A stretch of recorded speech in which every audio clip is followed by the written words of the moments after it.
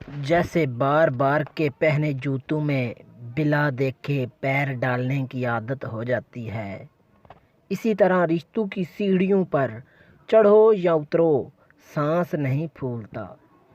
سانس تو جاندار لمحوں کو گرفت میں لینے سے پھولتا ہے۔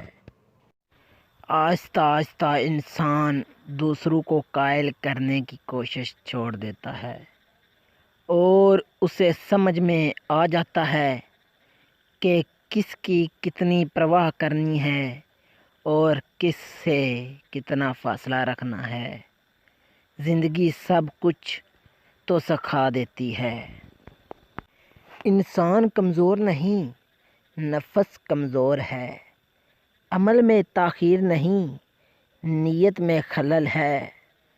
وقت کی کمی نہیں، سستی کی لت ہے۔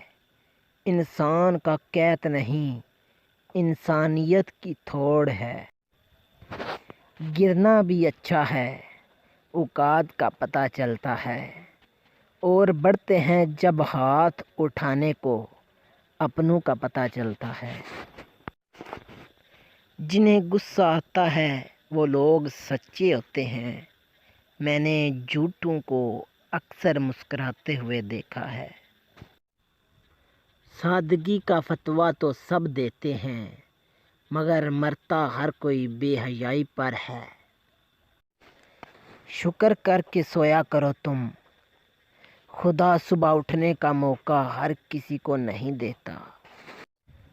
عورت کے آنسو اتنے تکلیف میں نہیں نکلتے جتنے اس کو وہ الفاظ رلاتے ہیں جن سے اس کی توہین کی گئی ہو۔